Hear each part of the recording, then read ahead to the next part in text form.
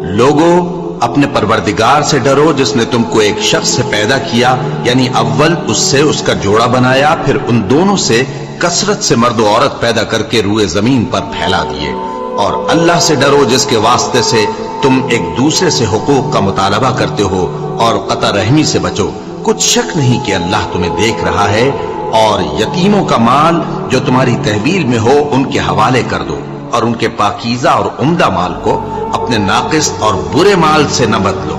اور نہ ان کا مال اپنے مال میں ملا کر کھاؤ کہ یہ بڑا سخت گناہ ہے۔ اور اگر تم کو اس بات کا خوف ہو کہ یتیم لڑکیوں کے بارے میں انصاف نہ کر سکو گے تو ان کے سوا جو عورتیں تم کو پسند ہوں، 2 یا 3 یا 4 ان سے نکاح کر لو۔ اور اگر اس بات کا اندیشہ ہو کہ کئی عورتوں سے انصاف نہ کر سکو گے تو ایک ہی عورت سے نکاح کرو یا باندی سے تعلق رکھو جس کے تم مالک ہو، اس طرح تم بے انصافی سے بچ جاؤ گے۔ اور عورتوں کو ان کے مہر خوشی سے دے دیا کرو، ہاں اگر وہ اپنی خوشی سے اس میں سے کچھ تم کو چھوڑ دیں تو اسے مزے سے کھا لو۔ اور کم عقلوں کو ان کا مال جسے اللہ نے تم لوگوں کے لیے سبب معیشت بنایا ہے مت دو، ہاں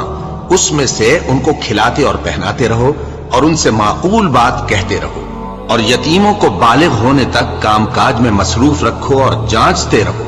پھر بالغ ہونے پر اگر ان میں عقل کی پختگی دیکھو تو ان کا مال ان کے حوالے کر دو، اور اس خوف سے کہ وہ بڑے ہو جائیں گے، یعنی بڑے ہو کر تم سے اپنا مال واپس لے لیں گے، اس کو فضول خرچی اور جلدی میں نہ اڑا دینا۔ اور جو شخص آسودہ حال ہو اس کو ایسے مال سے قطعی طور پر پرہیز رکھنا چاہیے، اور جو ضرورت مند ہو وہ مناسب طور پر یعنی بقدر خدمت کچھ لے لے۔ اور جب ان کا مال ان کے حوالے کرنے لگو تو گواہ کر لیا کرو، اور حقیقت میں تو اللہ ہی گواہ اور حساب لینے والا کافی ہے۔ جو مال ماں باپ اور رشتہ دار چھوڑ مریں، تھوڑا ہو یا بہت، اس میں مردوں کا بھی حصہ ہے اور عورتوں کا بھی، یہ حصے اللہ کے مقرر کیے ہوئے ہیں۔ اور جب میراث کی تقسیم کے وقت غیر وارث رشتہ دار اور یتیم اور نادار لوگ آ جائیں تو ان کو بھی اس میں سے کچھ دے دو اور ان سے معقول بات کہو۔